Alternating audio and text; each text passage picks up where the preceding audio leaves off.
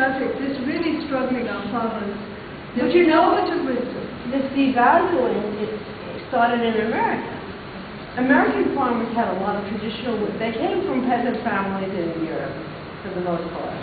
And they carried with them the wisdom that their families had originally.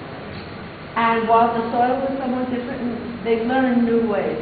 They also even incorporated some Native American traditions along with what they brought with them.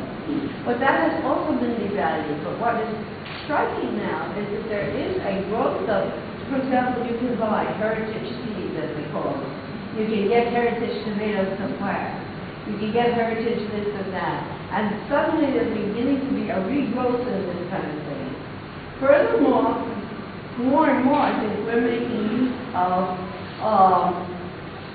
migrants from Latin America, various parts of Latin America, Mexico, Caribbean, from other countries to come in and do it. So that I think all these traditions are being re-evaluated and considered more valuable than they were. And I think what needs to happen is enough of people who are middle class and educated to start saying, hey, what our farmers know is worth something.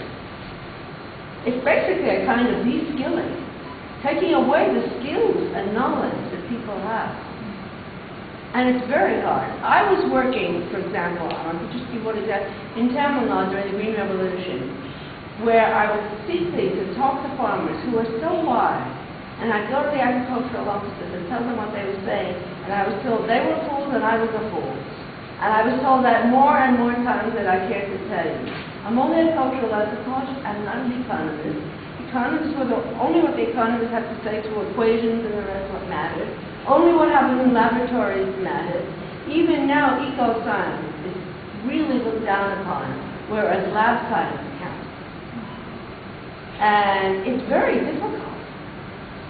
But it's a battle that can be fought. So that's what I'm trying to say. And it has to be fought in each place at each time, over and over and over again as you get a growing number of people. And one of the best places to do it is in schools. You get young kids. Kids are fascinated by art.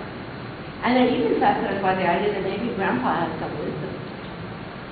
And those are the ones you really want to reach out to.